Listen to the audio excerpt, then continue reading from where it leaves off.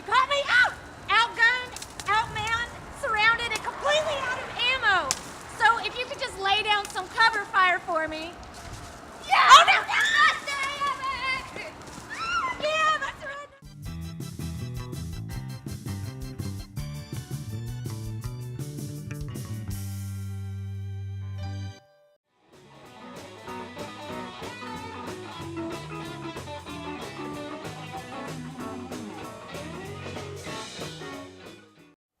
Hey everybody, meet my friend Lynette. You know, I met this lady around the same time last year when I was new to town, and she had sparkly clothes, this bubbly personality, and she was running all over the place, smiling, and I said, I have to know this lady, and you do too. So today, we're at the Deer Head with Lynette. What are we doing here today? We're having our 3rd annual River Basin Blues Blast. The Deer Head is so good to let us have it here. We'll be bluesing all day long, starting about noon. We've got schedule. Bob's going to be nice enough to hand me a schedule. So All kinds of really cool blues bands that you don't normally get to hear all in the same place. No, you do not, especially when you have Hog Maw, Honey Roy, Rigdon, Blind Dog. You know, the Sad Sam Blues? Yeah. No, they're not coming. That's they right. don't get to come because Too young. too young. But I have them scheduled for next year. Yes. And the Beat Daddies, and the Jimtown Saints, and Roy and Honey Carter. It doesn't get any better. Oh no, I came last year and I was just gonna be here. I was just gonna drop in last year and I ended up staying for 3 hours and I did not want to leave. And the thing about the Deer Head is there's never any cover here and they have a family room, so my kids have gotten to see all kinds of blues bands here. And the thing about the River Basin Blues Society that I like is these events all have a purpose. Yes, they do. This purpose of this particular one is to help WUEV, our radio station that plays the blues. Exactly. And to help the River Basin Blues Society so we can put on more events, bring other bands in. We're also trying to do something with blues in the schools. Oh, So that'd be awesome. We're needing to, get some money together so we can do it right, so every little kid can go home with a harmonica or something. I love that. So- And you can connect to the River Basin Blues Society on Facebook. Yep, River Basin Blues Society. It's a page. Go hit No, like. It's a group. It's a group.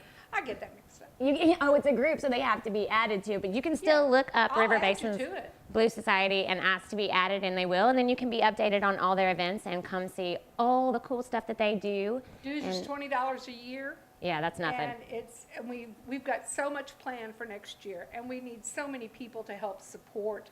We're going to start having our meetings once a quarter, board meetings every month, but our membership meetings once a quarter, and possibly have some entertainment. Because I thought whenever I took this job, I'm hurrying, that there wasn't much blues history in Evansville. Oh no. Boy, There's a lot. I wrong? Was Yeah. I wrong? You sit down and talk to Roy Carter, Larry Grisham, Tommy Stillwell, Bosco French. You talk to any of them, they go way back. Yeah. I just thought W.C. Handy came here, got bored, and went to Henderson, got him a wife. I just didn't know. But I'm finding out, buddy. There's a lot of blues here, and we're going to create some more. A lot of talented musicians, so join the group and support them and meet this lady. I'm telling you, you won't regret it. Thank you, Lynette. Gretchen. Thank you very much.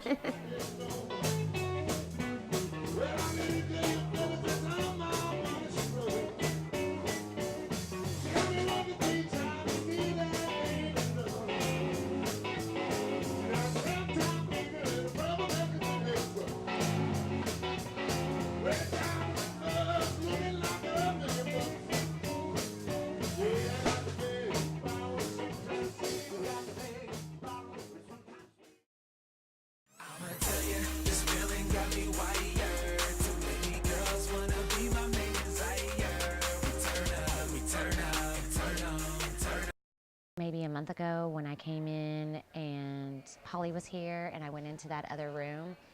I didn't even know that other room was there. Oh, right. Isn't that ridiculous?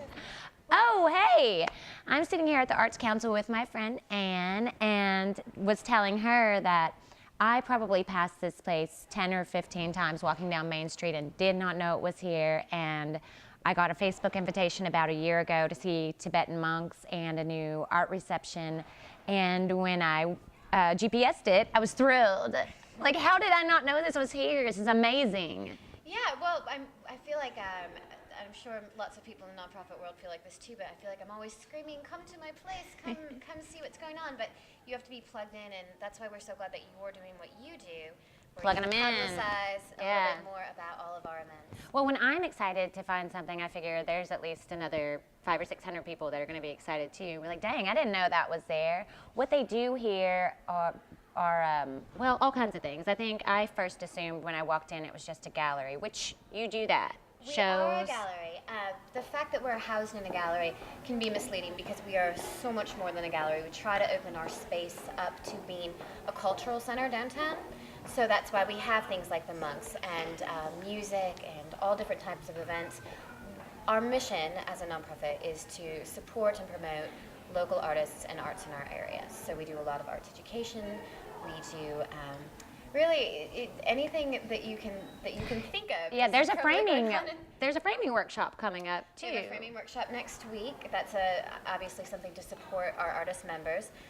Also next week we have 2 parties in the gallery and a couple meetings, I think. I can't without looking at my calendar. And art shows every 5 to 7 weeks. And one of the things that I like the most, they call the brown bag series because it happens at lunchtime and you can bring your lunch in and you get free music. It's really great, and that's one of the times I love my job the most is when I'm in my office on Wednesday afternoons. But every Wednesday from September through May, we have a free concert in the gallery, and so it could be bluegrass, it could be blues, it could be jazz, it could be classical music. We've had a lot of Christmas music recently, right? But it's really just so much fun. And one of the things that's so nice about it is on a night like this, you see a lot of young people in the gallery out for the art opening. On a brown bag day, we could have older folks who don't work. We could have young parents who are stay at home with their children. So we regularly have little kids dancing in the hallway. Mine's done it several times. It's so much fun. So yeah. And they are really easy to connect with and does a great job of keeping up on social media. You can find them on Twitter at ArtsWin, right? Facebook at the Arts Council of Southwestern Indiana. And the thing that I recommend you do the most is to come in and sign up for the email list because she sends you all kinds of calendars and information. You're giving me way too much credit, Gretchen. The fantastic Reva. people in my office make sure that all of that information gets out, and they're very, very good about it.